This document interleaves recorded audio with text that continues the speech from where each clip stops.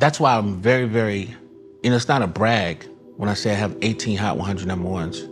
That's more Hot 100 number ones. If you go Google, that's more Hot 100 number ones than any producer that look like me. Like I'm the number 5 songwriter producer with the most number ones in the shortest period of time in Billboard history.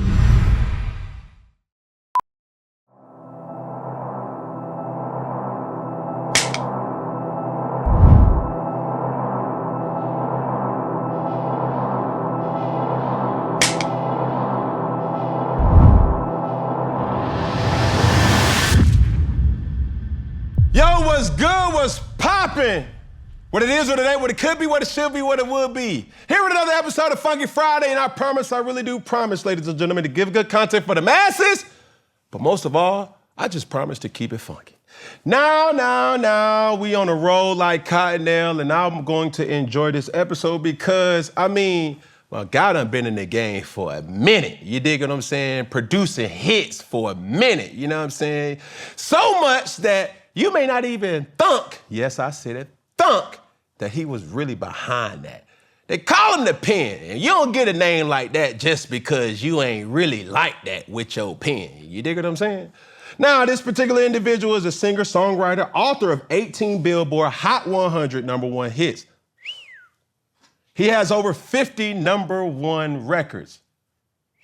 I present the some and introduce the others. My dog, my partner, Sean Garrett. Reggie. Atlanta. Man. The T silent Atlanta. You feel me? How we thugging, bro? Swats in home. Feeling good? Feeling good, brother. Happy to be here, man. Man, glad you're here, man. Came to see my brother. You feel what I'm saying? You feel me? Now tell me this. Now, it's so many different ways that we can kind of start this, but what people don't know is you were raised in Germany, Europe, right? Yeah. How was that? Man, it was it was amazing, man. It was actually, I moved to Europe when I was 6. Mm-hmm. My dad was in the military. My mom worked for the government. It was actually when I first went, I was asking my parents like, why are we doing this? Yeah. Why are we living in Germany? But of course, that my parents are in the military, so at first I was a little frustrated about it. Mm-hmm. Maybe when I was 6, 7. By the time I turned 8, I got it. I was like, oh yeah, like I understand the purpose, the reasoning. It was a gratifying experience because I had the opportunity to see the world, as we call the world, from afar, right? And so I was able to identify a lot of the inconsistencies in our culture within reference to like health, how we ate, how we dealt with each other, how we communicated with each other. Learning from a different point of view was very, very, it was very important in my upbringing, which gave me a different perspective. I was able to make decisions about what I wanted to do with my life, how I wanted to move my life, how I wanted to grow, without being criticized from my brothers or my sisters. I got you. You know what I'm saying? And I was able to come back with a different perspective, which ultimately helped me in my career. Are you bilingual? Yeah, sprechen Sie Deutsch as well. I think it was you. I don't speak German. Was that German? Yeah, it was German, yeah. My baby mama know how to speak German. She's German a little bit, you feel what I'm saying? Yeah. But I'm a quadrilingual. Okay. Yeah, but I just, English. Okay. Ebonics. Okay. Body language. Okay. It's very important. And then I speak this very fluid. I talk a lot of smack. Okay. You feel what I'm saying? Like really? you gotta be able to You know what I mean? And you know what I mean? So growing up, having different perspective, as you spoke about, were there any identity issues for you? I think, yeah, it was some identity issues in reference to how people, sort of thought that I sort of carried myself. My perspective was always, I've always been very comfortable with myself, right? I remember, my first album, Turbo 919, you know what I'm saying? I was gripping on the bed, I was rocking a mohawk. Yeah. You know what I'm saying? I looked like Batman with with a mohawk, you know what I'm saying? I was very comfortable in my skin, you know what I'm saying? It's like my album cover, 919, was on a Ducati with a Tom Ford suit in the rain in Japan, you know what I'm saying? That's where I shot my my cover shoot. I just always felt like very comfortable within my skin, but at the same time it was like, you know, some people looked at me and felt like I was a bit different. And they didn't really understand, you know, like he does R&B, but he got a mohawk, you know, the damn motorcycle, you know, like what is he doing? Or the type of music that I like to make, you know, I really like aggressive, up-tempo music. It didn't make sense until it made sense. Like my first record was Usher's Yeah, you know what I'm saying, which ended up being Soda Flex. Yeah, you know, and that particular record ended up being the #2 song of the 2000s. You know what I'm saying? Like, just bear with me, people. Because I be wanting to know, anybody in music, whether from a producer, whether from a songwriter, from an artist, or a musician, there are moments as an athlete where it's like, yo, I can't miss. Like, boom, it's my game. What is that moment like, being in that field where do you know instantly like, yo, nah, this is one of them ones? Well, I feel like Yeah was like one of those situations where I talk about that song a lot because it was one of those moments where I was sort of criticized so much about the record. They didn't like the record. And I was just, in my mind, I was just like, do they understand music? When you say they, who are they? I mean, all of the gatekeepers at the time, you know what I'm saying? Like, I had first signed my publishing deal, because I signed my first record deal when I was 14. I came back from the States. Came back to the States. I was like 19, 20. And I came to shop a deal. Well, I came to sign a deal with Warner Brothers, but my deal fell through, just like they just sort of like reorganized at Atlantic. So then people was like, yo, can you write songs for other people as well? Because we really like your songs. And I was just like, I don't really write songs for other people, you know? It's like, it's not something I do. But I started getting these offers, these publishing offers. And, you know, them checks was looking crazy. So Looking sexy. Yeah, they was looking real big. Like, so I ended up doing a deal with Hitco Music Publishing, which is L.A. Reid's publishing company. At the time, you know, Usher was signed to Arista as well. So, you know, that was one of my big opportunities to be able to just kind of get in the game and get to throwing bows. You know what I'm saying? So a lot of times the records that I was writing and producing, a lot of people didn't like them. Well, they said they didn't like them because they were so different. And I was just, I don't think they really understood like my capabilities or my ability to be able to create records that were just very dynamic, but they would resonate with the consumer, right? Because I never really worried about what the gatekeepers would talk about. I was really concerned about the consumer.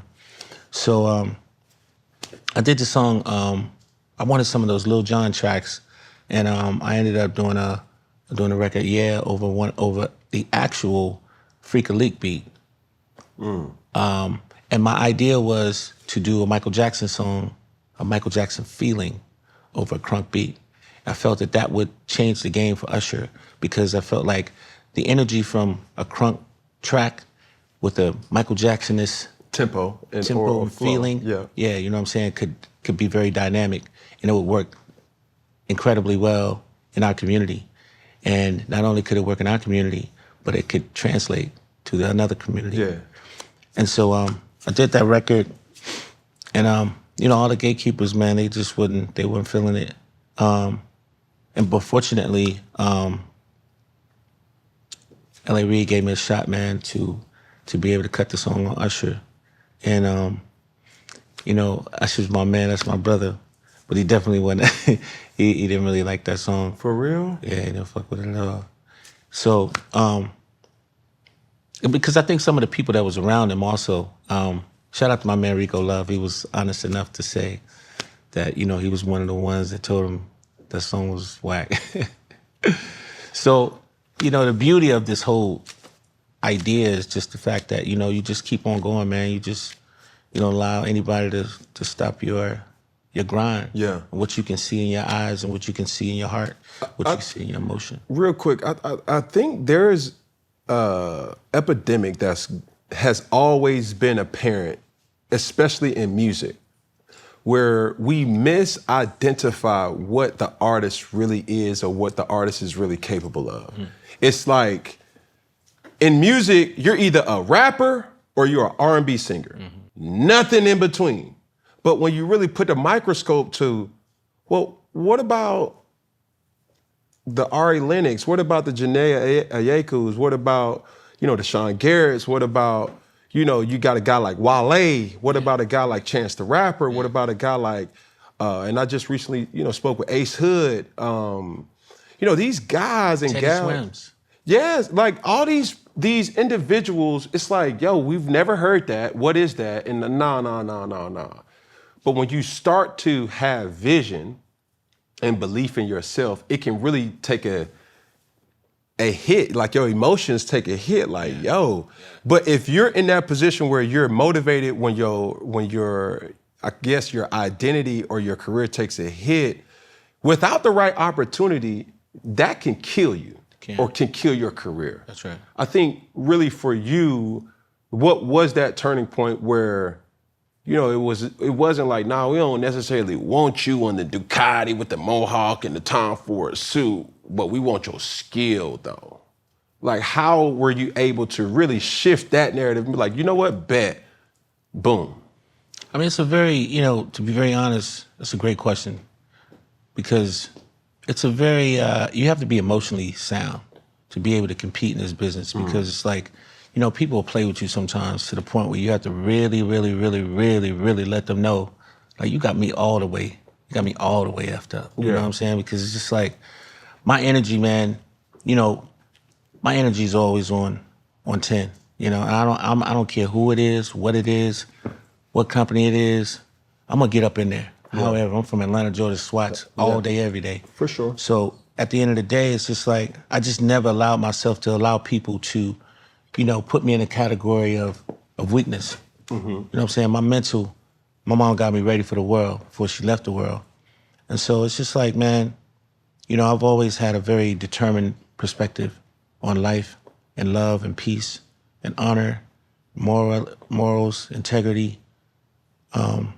Whenever I see people playing with that, it intensifies my mental. So I actually get a kick out of people trying me. I get a kick out of people misunderstanding me. I get a kick out of people feeling like I need to be like that. You know what I'm saying? When I'm really like this. And I'm like that. So it's just like, it's a learn. I take everything in stride. I play baseball. I was really, really good in baseball. And that's why I'm such a fan of yours, because of the fact that, being an athlete is a mental. No, for sure. You know what I'm saying? And I identify with my kind. You know what I'm saying? I know my kind when I see it. So it's just like, my tribe, they understand what time it is. That's heavy. You know what I'm saying? So I just, ying. Yeah. You feel me? Who or what was your first recollection when somebody labeled, or when you heard, or identifying you as the pen? When Jay-Z gave me the name. I was very fortunate to be able to, the record, that one record gave me a 20-year career. No, that's heavy. All you need is one.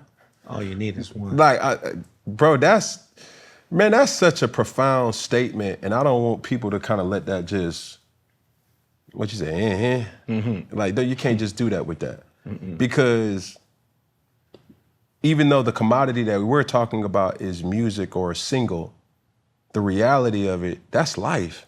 Like, so many times in business, so many times in days of life, like, there's 365 days in a year. There's 7 days in a week, right?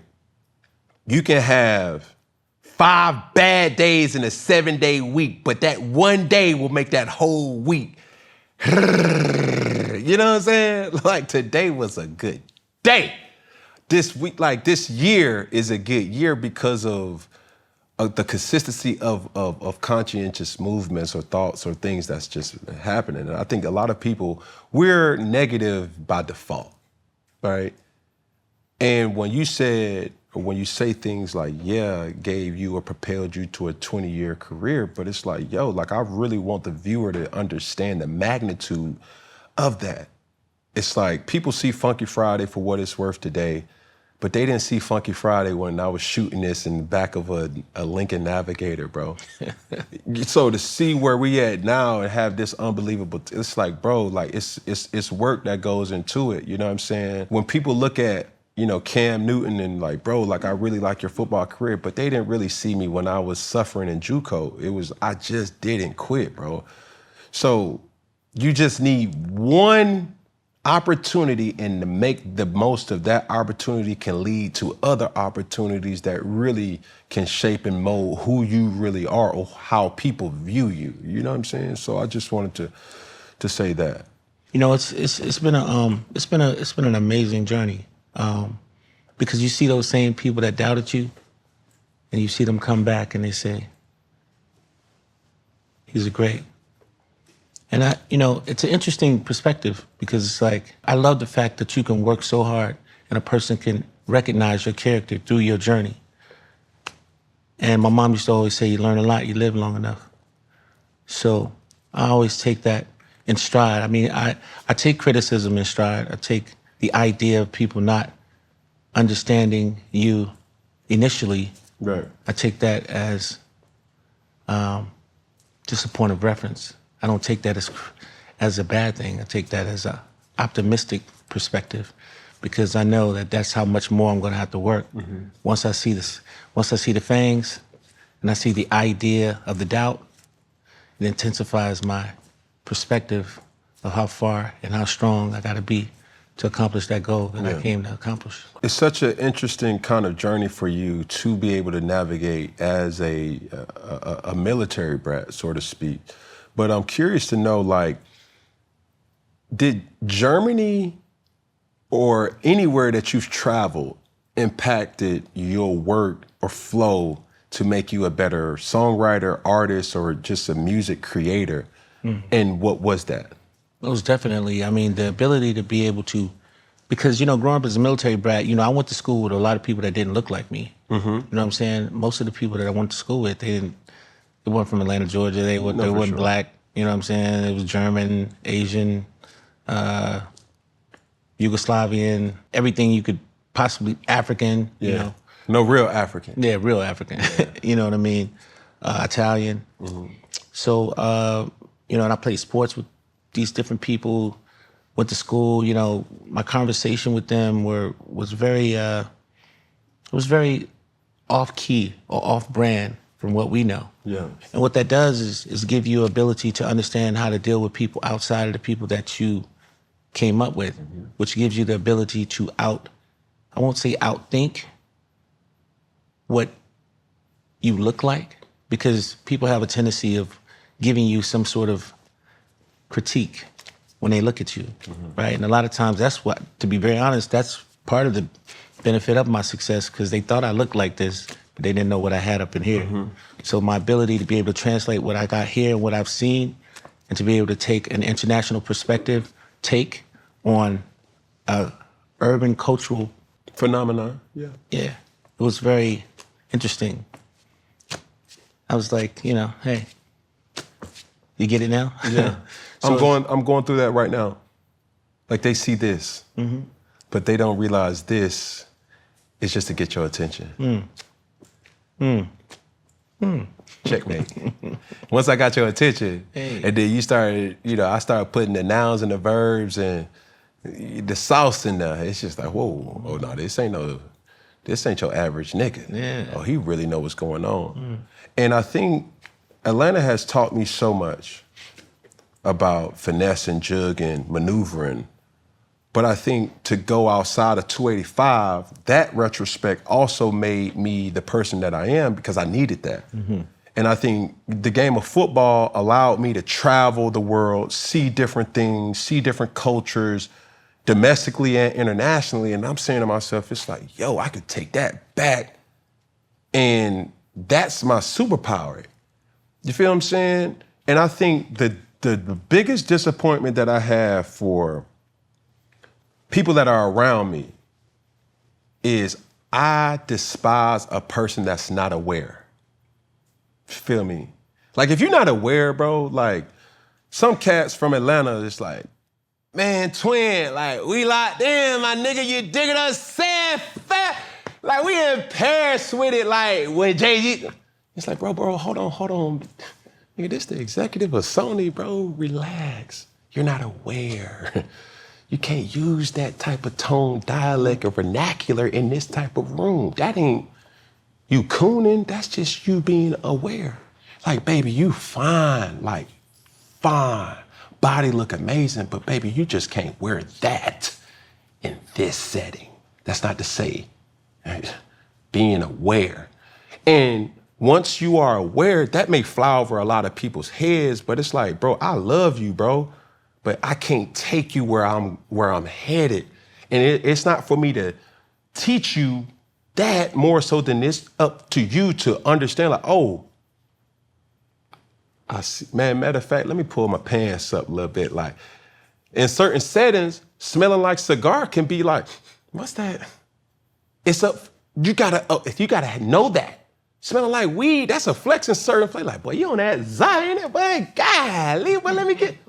And in some settings, it's like, they look at you like, oh, he's a junkie. Yeah. If you're not hip to that, that don't make the person who you once knew or that you do know lame. It's for you to really get hip to realizing who that person that you're hanging out with, what he or she really is, and who you have to be when they are there. Like, this is my partner, but even my partner has to evolve, not change. And that was like, it's evolve into something that's good for the business.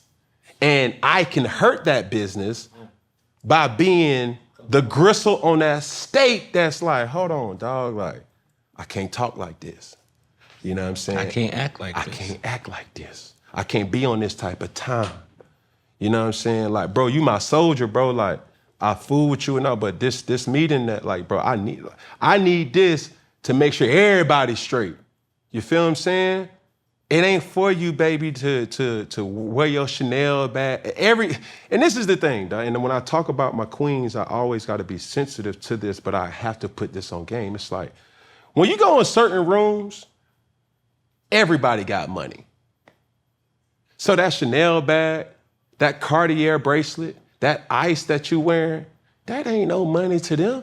To us, it's like, bro, everybody got money, bro. Everybody got capabilities of Rolls Royce, Ferrari, jets, and things like that. But it's like when you start really putting a microscope to the optics, it's like you trying too much. And your awareness will be like, baby, I ain't got to really show the logos more so than just be a presence. What we doing? Yeah. What we doing? What we doing? Come on, bro. So that really was like, that had a lot to do with to the perception. I didn't look like, I guess, I don't know what it was, but you know, it's amazing to see Chris Brown flying around stadiums now. You know what I'm saying? You know, we broke Chris, man, running to give me that and Ain't No Way, Water Wall. You know, that's why I say I'm the greatest songwriter alive. You know, I don't. There's nothing that we haven't did. Out of all the #1 records that you've been a part of, which one surprised people the most when they find out that you were behind it? I would probably say like Fergie's London Bridge, Pussycat Dolls Buttons, Enrique Iglesias Demilo was #1 for 13 weeks on the Hot 100 Latin charts. I'd probably say a lot of the Beyonce records too, I think. You know, end up doing like, I did like Soldier, Lose My Breath, T-Shirt Girl, Is She the Reason, I'm Through with Love, Major Blige, Enough Crying. That's heavy. You know. Like Free Game real quick though, because I think a lot of people need to hear this. And what I've always said about success is people always see the final product. But that's the last 5%, that's the cherry on the top. Yeah. When you say the Chris Browns, the Beyoncés, the Mary J. Bliges, the international artists, Usher. What is something that people don't necessarily understand about the work, the preparation of how the work has to get done to get to that point? It's not a brag when I say I have 18 Hot 100 number ones. That's more Hot 100 number ones. If you go Google, that's more Hot 100 number ones than any producer that look like me. Like I'm the number 5 songwriter producer with the most number ones in the shortest period of time in Billboard history. And number 1 is George Martin. Number 2 is Paul McCartney. Number 3 is Mariah Carey. Number 4 is Max Martin. Number 5 is Sean Garrett. I have to say that to people because they don't really understand my work ethic. The magnitude. They don't really, yeah. They're not, you know what I mean? People be talking like, oh, I got hits. One guy said, hey, Sean, we doing hits. No. Timeless hits. I'm like, I'm doing number ones. And I stress that point because you know what them rings is about. Yeah. You know what I'm saying? And when you can't, because people gonna play with you no matter what. You know what I'm saying? For like sure. Cam, like you was like one of the most inspirational football players of our generation. Yeah. Why? Because of your dynamic, your ability to be able to translate not only college stage, but in pro. Mm-hmm. And you were very effective, you know what I'm saying, to where we all understand who you are and what you mean and what your character was about. That's what it's about, man. It's about the ability to withstand all of the noise. It's very difficult to navigate through this game and be able to bow, bow, bow, bow. It's hard. It's hard to do that because you got people hating on you every day. You got people trying to stop you. You got doors closing. Every time you gain one, they trying to make sure you don't get another one. You know what I'm saying? So it's like the ability to be able to not only are we competing in your own culture, but you competing over there too. For sure. Right? So it's just like, it's just an intensity, man. I look at it from an intensity perspective and I learn and every time someone closes the door on me, it just intensifies my idea to want to do better. Can I say something real quick? As you were talking, this is what I want people to understand about me. And I know it comes with the territory, but how can you hate a nigga like me? Right? Because my biggest flex is not my accolades.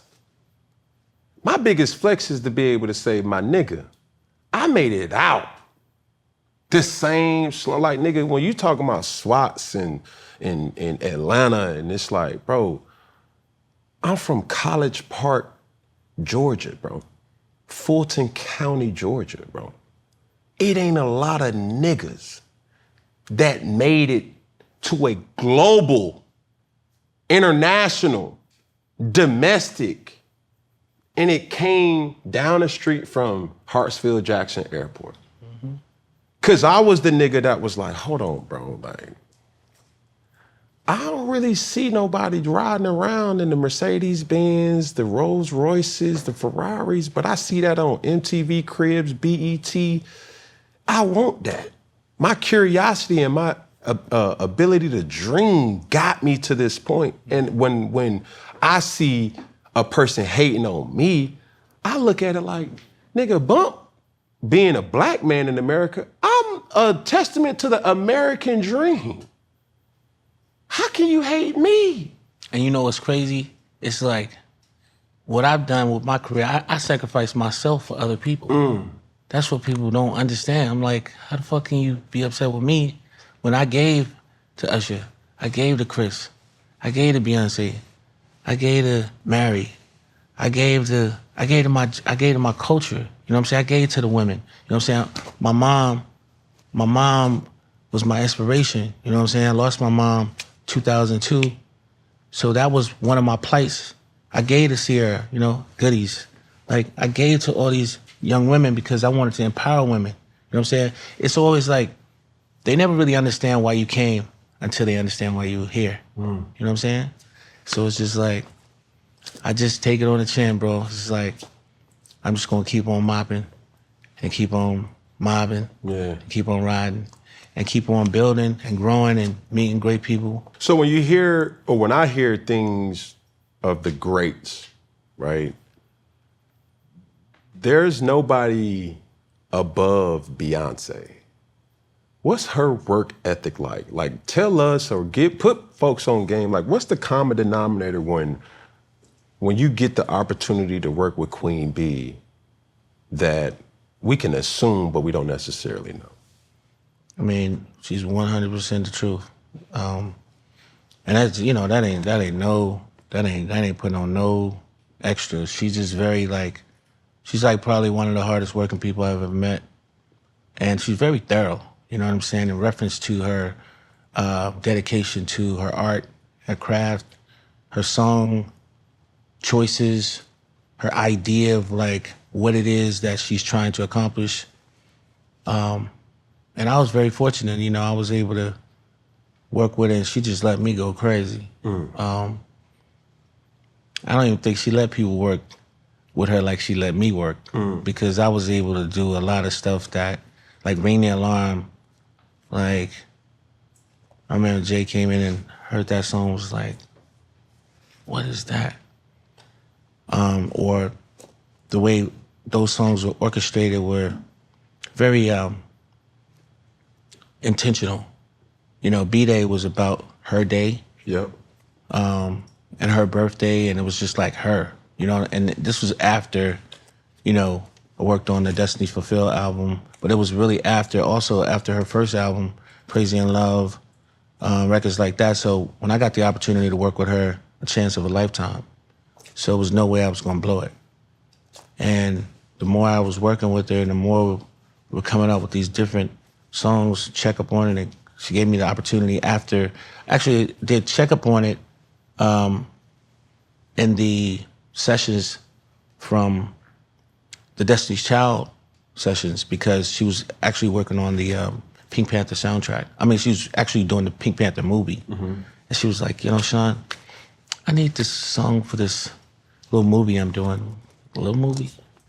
Nothing about her is little. Don't little bro me. Yeah, man, she's amazing, man. She's very giving too. You know, I think that's the thing that people don't know about her. That I felt very appreciative of. Is that she's a very giving person. Yeah. She just don't like to make it loud, but she does a lot of things behind the scenes to help people that I think a lot of people don't know. Yeah. You know, and it's very. She's done a lot of amazing things for me. I want to. You know how we talk about it in Atlanta. I need you to pop it real quick. You feel what I'm saying? When it comes to the greatest songwriters of our time and generation, right? Names that come to mind: Babyface, Stevie Wonder, Mariah Carey, Missy Elliott, Ne-Yo, Smokey Robinson. The list goes on, right? Where do you rank your ability to compete with those greats and others alike? I'm the greatest songwriter alive. But when you say that, though, like, if you go Google, see how many Hot 100 number ones all them other people got, I got more Hot 100 number ones than all of them. Those are facts. Google, man. Let me ask you this. But I must say, not to cut you off, but I have the utmost respect from all of those people because all those people were much more greater than me in their time, right? And they inspired me and they did so much to open the gates, open the doors for me. So, as you're writing a song, take me through this process. How do you determine who earns the right?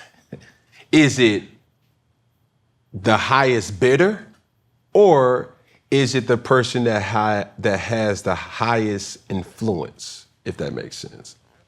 Because I've had conversations with songwriters, and they're like, "Yo, bro, I just send it to everybody." And then I've also heard some that's just like, "Nah, bro, like, yeah, I'm not an everybody type of person. I just I have this in mind as I'm creating. It's for that particular person." But from Sean's perspective, how do you operate? Yeah, I'm more. It's never been about the money ever. It's never about that. It's always been specifically for someone in particular, but if they don't particularly get it, someone might get it by default. Could you give an example of somebody that didn't get something in you? Prime example, when I did Diva, I actually was doing it for this group. Beyonce's Diva. Yeah. Yeah. I was doing it for this group. And once I finished the song, I realized the song was just too big for that group. But the perspective was, I was saying it, I was actually doing two things. I was actually ticked off about a competitor. So I was popping shit in that song in reference to that perspective. And I was also doing the song for a group. Now, here on Funky Friday, we promise to tell the truth, the whole truth, and nothing but the truth, so help you God. Who the competitor was? Like, these niggas want to, we need to know. I think the world knows. They Respectfully? I can't do it. I can't do it. Is it still No. sensitive? No. It was, you know, like Michael Jordan. Like sometimes I just get pissed off about something and just dedicate an energy somewhere, and it helps me get what I wanted to get off. So I got it off. I got it off. I really got it off. Sent it to B. I called Jay up and was like, I got this song for B. And he started laughing at me. It was like, I really kid. So I sent it to him. And they called me and asked me to come up next day. You ain't like that, did you? I didn't, because I'm a fan. Diva is a female version of a hustler, I said, not diva. But we still waiting on, like, I'm looking over here like. So when you listen to the lyrics, it's like, stop the track. Let me state facts. I told you I'd give me a minute. And I'll be right back. 80 million around the world, and they said that I couldn't get it. That I got so fucking with vengeance I can't. Now, if you hear the demo, it kind of switches up there. You heard, whole nigga, I'm the motherfucking pen. And everyone around the world know me for my fucking spins. So it was, you know, it was got a little ink. Sean. It's Funky Friday, my nigga. I'm trying to tell you, bro. You insinuating you doing everything but like going into, you shaking the bush. You trimming the bush. I'm like, bro, like, am I tripping? Am I reaching? Or am I like... Now I'm just, man, y'all saw it, man, y'all know what I'm talking about. They know what we talking about. You talking about they. Nigga, this is me. I'm really like lost in this. Okay, look, man, we had verses, right? You know, we had the verse. You had a verse with The Dream. Yeah. Are you referring to The Dream? Like I said, there was some competition, you know what I mean, some shit there. And, you know, we've been competing. Say less, because I was going to The Dream anyway, and I was going to ask you about the verses, bro, and I'm like, I ain't the nigga that's going to just keep up and like, kumbaya. Nah, bro, we ain't about to stepbrother, brother-in-law this. Because I saw the verses. What was your analytics of like the takeaway from the verses? Like, smoke that nigga, shit. They got smoked. You saw it. Okay. Can I be honest? Come on. During that time, like, people must understand, when COVID happened, it was a very interesting moment in humanity. People were literally looking at people on, like, streaming or, like, Instagram Live or whatever, and they were tuned in like it was Love Island or, like, Breaking Bad or something like that. It was very interesting. As I was watching that, though, Sean, the nigga was playing golf. And no hits on top of that. And no monsters. And no smashes. That's why he was playing golf. Because he didn't have them guns. You got to have them bullets when you're fucking with the boy. Come on. when this nigga started, I said, y'all not having conversations like this? But in that type of dynamic though, because we've seen different ebbs and flows of verses, right? For you guys, that means so much to the music industry, but also so much to the culture. Is it more competitive? Is it a disagreement or a beef, dare I say beef? Or is it something where you're like, yo, bro, like, we owe this to our fans, you know what I'm saying, as an appreciation. Take us through that. Yeah, I think it's more, it's no personal beef. Yeah. It's just like, it's just on the field. Like, pound for pound, don't even, you can't compare the numbers. Like, what is we talking about? Because, I mean, y'all saw it. Like, I found it so interesting because I was watching the people, I was watching the different comments. And I was like, what do y'all listen to? I just played 10 number ones. He played some shit, he was playing shit like, hey, Sean, hey, I did this with Jay.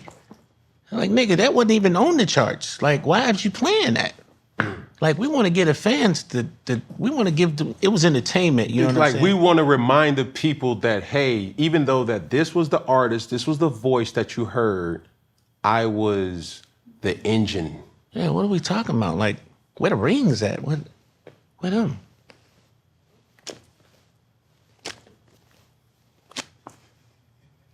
Come Spirit on. finger. Yeah, and it was like, so I thought it was interesting. I thought it was actually hilarious. But okay, after that though, did you feel a certain type of way from what the response was? Nah, I'm the underdog.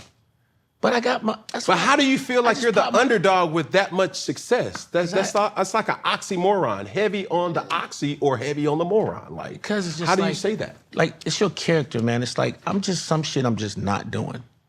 It's just I'm just not going sometimes. You know what I mean? I'm happy with myself, man. I'm happy in my skin. I'm happy doing my job. But Sean, bro, I got to keep it a buck, bro. I got to keep it funky. Like you were quoted with saying like, bro, y'all niggas dick riding this nigga, bro. True, false, or am I tripping? Facts. So how did you feel in the manner where like, why would you have to defend your work if the numbers, the rings, speaks for itself? That's our culture, man. Shit. I mean, that shit goes back to the 70s. You know what I mean? Niggas be hating on niggas because you ain't in they crew. Shit, I don't know. I mean, for me, I love it, man. It's competitive. The fans understand, but when you put them numbers up on that scoreboard, see what niggas can do all that talking they want to do. When that shit get up on that scoreboard, though, When you put that resume up, bro, put that shit up there and all that shit get them lights hit that motherfucker, just bang, you know what I'm saying? Just yeet, and that motherfucker whoop, and you like, okay, yeah, all that shit. Tell the nigga put his numbers up. Go Google the nigga. You got about 6 or 7. I got 18. What's happening? Oh God, damn. Damn!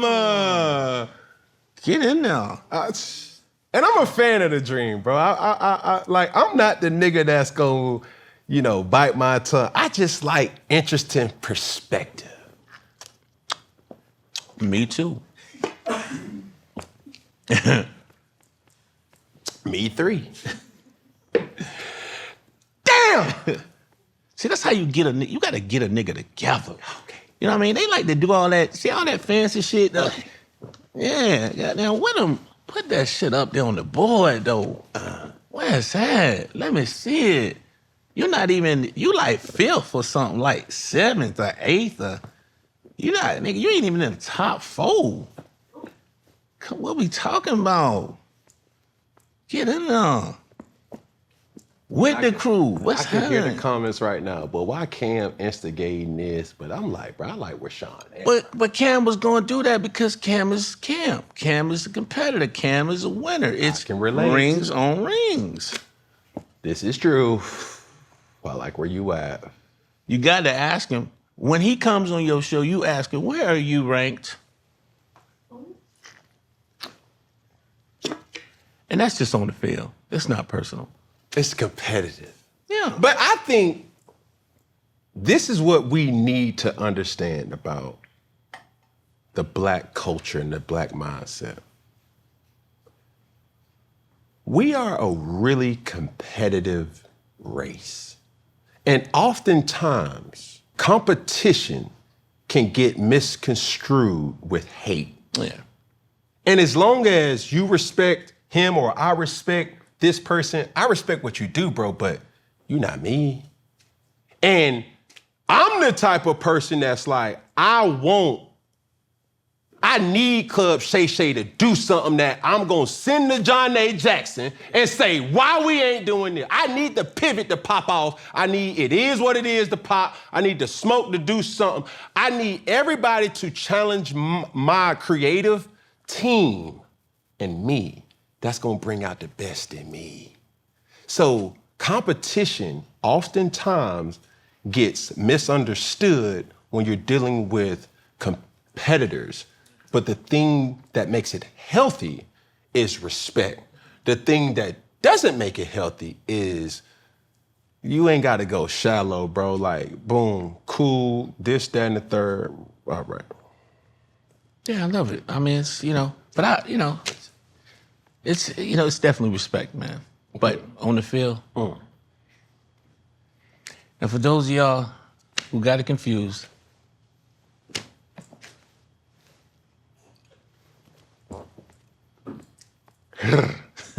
that had them rings though. Them I can stay here, but I'm not. What I'm gonna go is we shall progress. Yeah, let's keep let's keep it moving, bro. You feel? Has being in this industry skewed your ability to find true love? Man, yeah. Why? It's just complicated, man. It's just it's like allowing yourself to be judged. I think when you get into relationships, when you are in our seat, it starts off, you think it starts off as love, then it feels like it's kind of competition sometimes. We saw you on Love and Hip Hop Atlanta. First off, I hear a lot of mixed reviews with that's really not reality TV, it's really scripted TV. It's storyline adjustments that's good for the optics of the show, but were you and Carly Red, was that a real thing? No. Huh? Why? It wasn't. It was a storyline. Straight up. Are you at a point of no return in search of a relationship? A point of no return. No. I'm very optimistic about love, to be very honest. But, it's complicated, I think because, at some point it's just like anything else in your life, you want to be successful at anything that you try sure. to do. And I think that the idea of like accomplishing that goal, you go through this journey trying to make things work, trying to make things make sense. I think for me, I'm still at the point of trying to balance everything. It's a lot. I think having so much success so early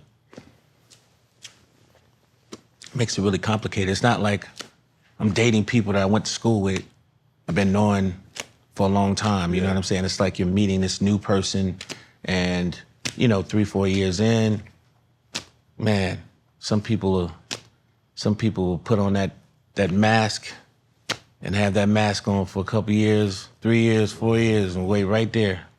You know what I'm saying? And then you see this other character and you're like, oh, shit. What is that? Yeah.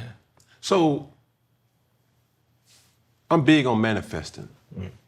Not an individual, but more so qualities. What, at this point in your life, what qualities would you want in a woman, but also what would you expect them to understand about you?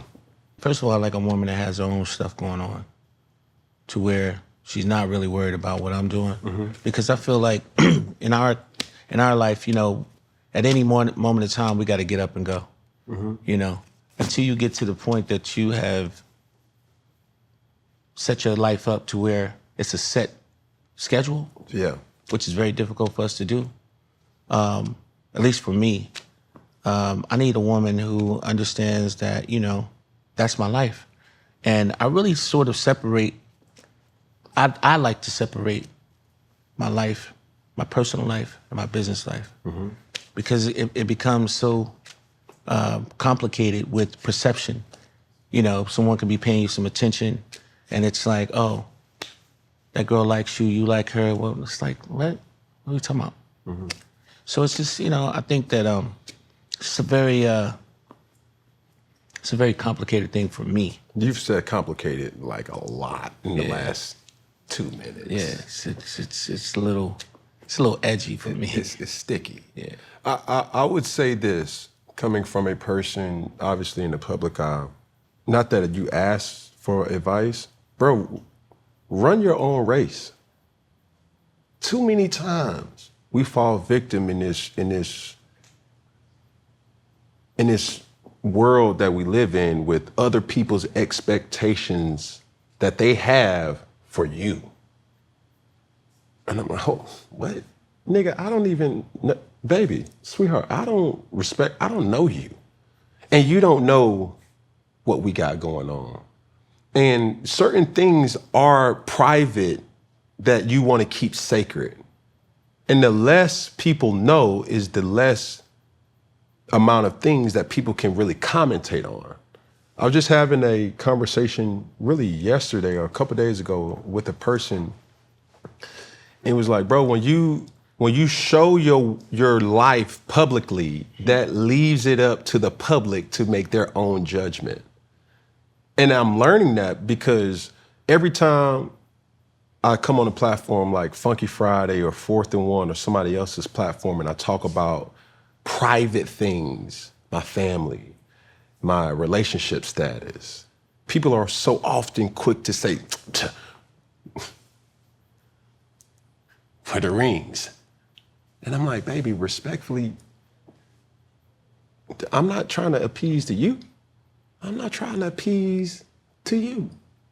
What we got going on is the only thing that matters.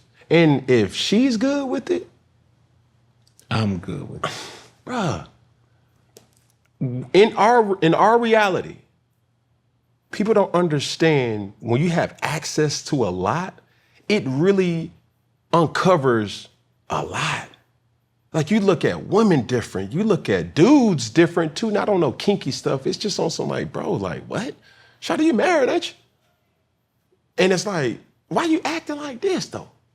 You can't be with me, I can't be with you, but why you? Hey, bro, ain't you married, bro? Who is this? Why y'all so comfortable? And these things, this perception that people see on the internet, it be like, my nigga, this ain't real. Yeah, and it has them, and it has whoever you're dealing with uncomfortable enough to believe the unbelievable. But run your own race, bro. And I would tell anybody and any person that sees, bro, run your own race.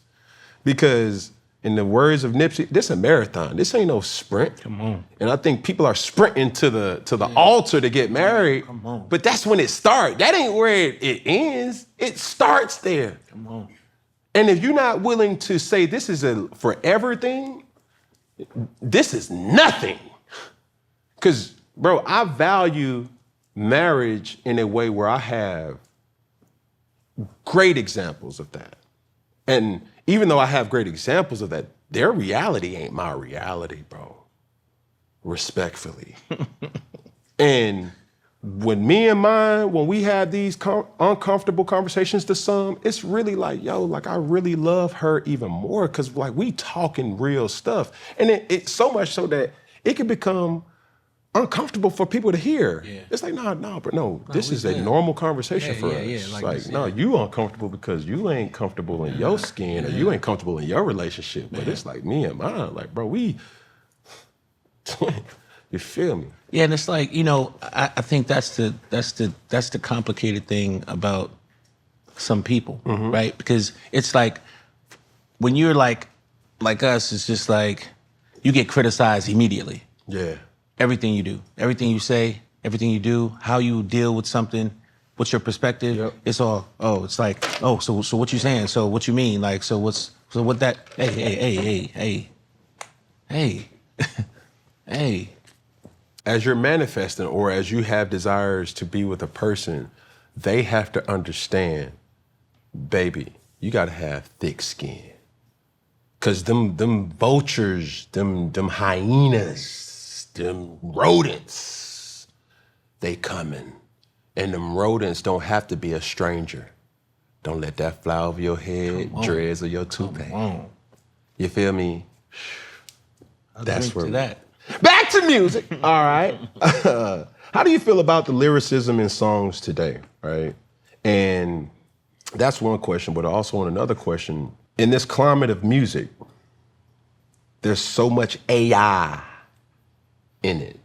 Being a songwriter, how would you really verbalize the importance of having a supporting cast assist artists in creating?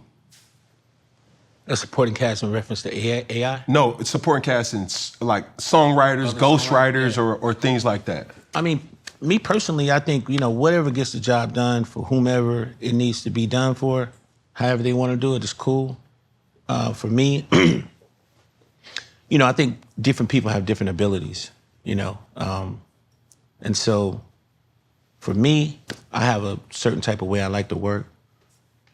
Because whenever I work with an artist, I really try to give them my best, my 100% best. And so I spend a process of time just talking to them, having like dialogue just like you and me. And always looking at, I study the numbers, I study where they was at last time, I study what it is that they, you know, they're striving to do. I might talk to their manager, I might speak to their A&R, I might even speak to the chairman of the label, I'm gonna speak to the artist, of course. And my approach is always trying to outdo the last thing that they did, right? And sometimes I like to do that myself. I like to do it with the artist. It just depends on the process of how well the artist can project. Yeah. You know, because sometimes it's difficult for some artists to be able to, you know, take it line for line, right? Hey, let's sing this one line, sing this line, sing this line, sing this line. Because a lot of times I don't never write songs down. I've never written a song on paper. I just grab the mic and start recording. So I don't really have that process of like writing the song down and giving you the lyrics, and I don't really do it like that. You know what I'm saying? It's just like, I'm a singer, so I'm gonna sing the song as it comes out of my head. How I hear it in my brain. Yeah, I'm gonna layer it, vocal arrange it, all of that. And a lot of times, you know, today, you know, A&Rs have gotten to the point where they want you to send songs. It's just like, that shit is retarded to me. It's like, I'm sending you a song, so really I gotta send you a song to get your permission to cut the song on the artist after we've done monsters around the world? Like, wouldn't it be a better idea to get talent with talent instead of a session and get this superstar to get with a superstar and be able to make a mesh of something that can change the world? So it's, you know, it's different perspectives, and I think sometimes the one suggestion I would say is we need, you know, I think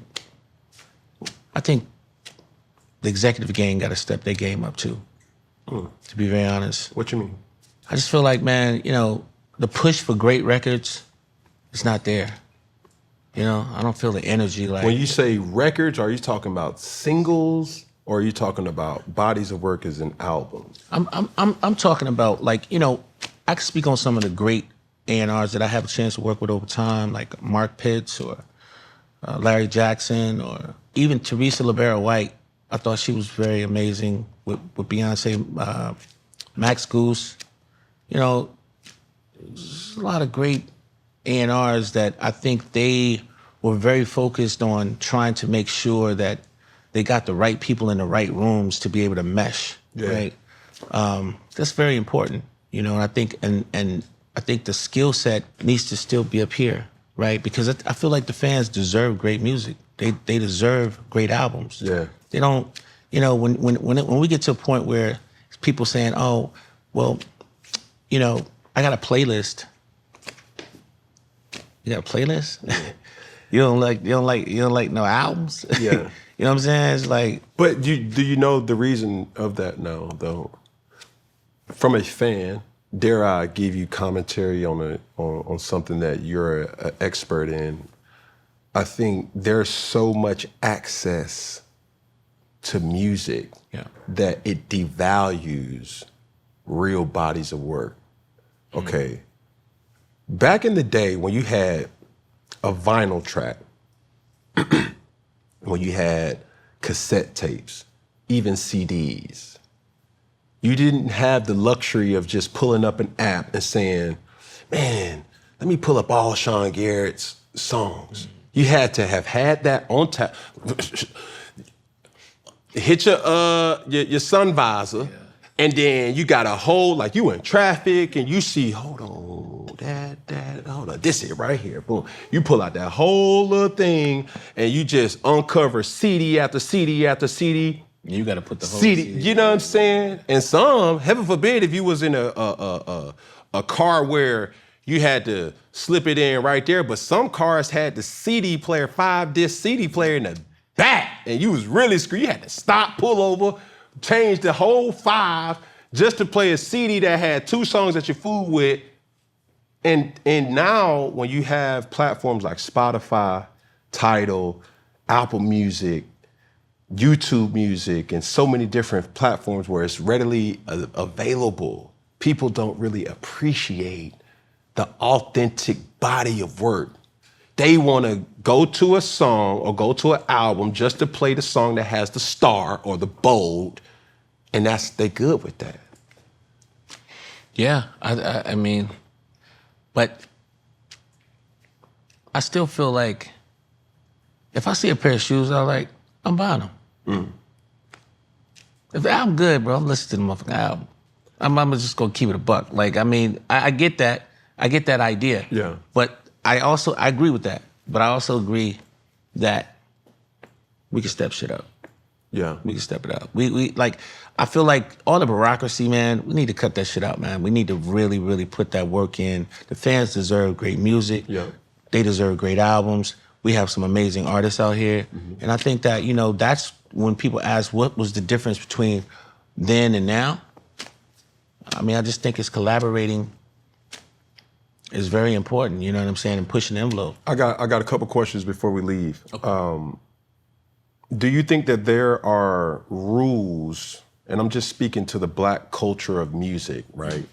And not to say that other genres of music, I'm speaking specifically on R&B and hip hop or R&B and rap. Do you think there are rules that R&B has that rap has, or rap has that R&B has? What's the double standard in those two? I think rap can do things that R&B can't do. Well, like what? You know, shit, you can go all the way to the end of the earth with arrogance, hate, disrespect, popping off. You can pop off and rap in a way that you just can't pop off in R&B. And I think that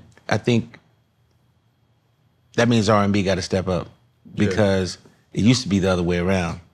You know, you can put on a Confessions album and shit. I don't give a fuck who. I don't care who rapping. You know what I'm saying? It make the play in everybody. You know what I'm saying? Even the Chris Brown album. You know, you can put on I mean, you know, Summer Walker. You could put on the Summer Walker album and shit. You could ride out on that. What are things that R&B can do that rap artists can do? If R&B is good, and rap can't do shit with R&B. If it's really, really good. I can give you one. Ghostwriters. An R&B singer can have a writer, and it's accepted. It's like, oh, you helped Beyonce write Diva? You helped Chris Brown do that? You helped Mary J? And it's like the flex. It's like, yeah, man, shout out to Sean Garrett, man. We collabed on this album. Kendrick can't say, I had to go. Drake can't drag. He can't say the Thug and Jeezy and T.I. They can't. Yeah. You can't have no ghostwriters in that type of dynamic. And if you do, it's shunned. It's like, what? You didn't write this? You ain't talking about your life? Why do you think that is? I'm a fan. I can't talk about that. I'm asking you. I mean, yeah, I think, I know, I feel I understand why it is. It's, rap is authentic. Yeah. To a certain degree, it should be, or it's looked upon as being so authentic to the fact that if you didn't really say it, you don't live it. Mm. And I think that has a lot to do with the streets, But at the end of the day, I don't really think that, I don't shun upon it because I feel like it's difficult to have a hit song. Like people act like that shit is easy. Shit ain't easy, right? I mean, for you to shake up the world every time in and time out and time in and time again, you know what I mean?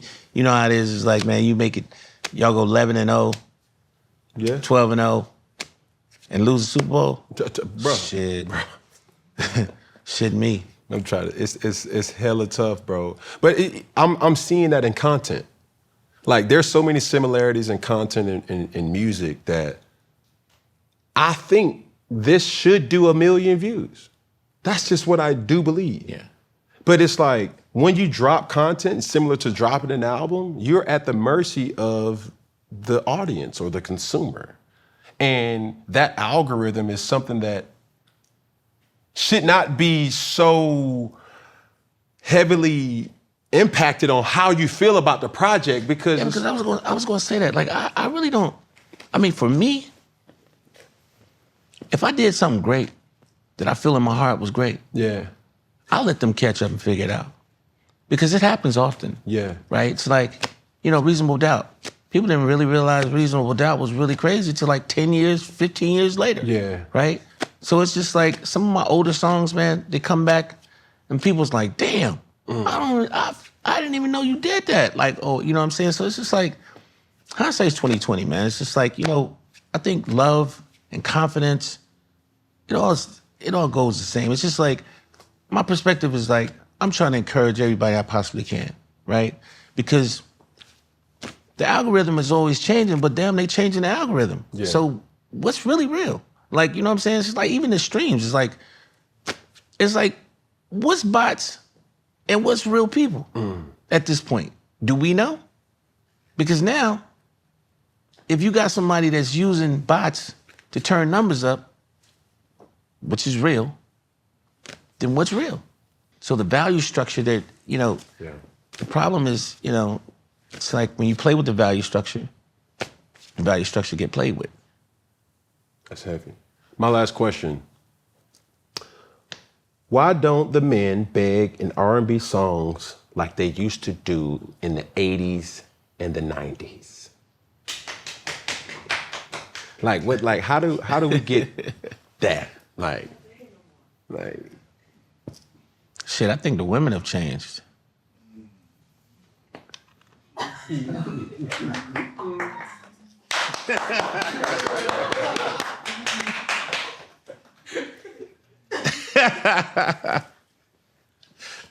Explain.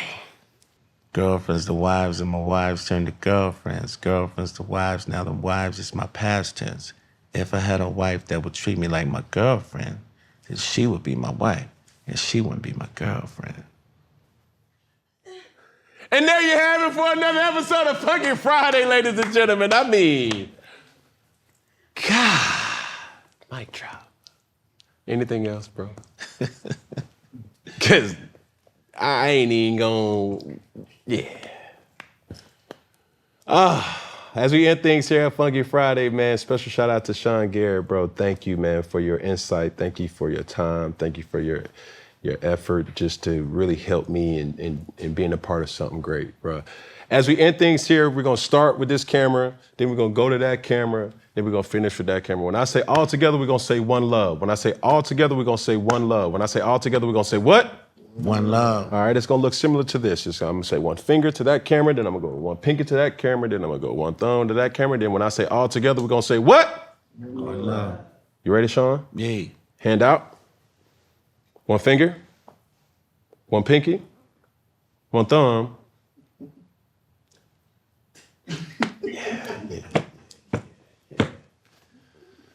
Wives and the girlfriend slogan, that done got him in a blender. Yeah, I mean, like that's it. That's my new single, man. By the way, that's my single called Girlfriend. So timely. There we go. When I say all together, we're gonna say what? Here we go, hands out. One finger, one pinky, one thumb. All together, one love. Ladies and gentlemen, Sean Garrett, man, appreciate you, bro. Thank you, man. Appreciate you. Yes, sir.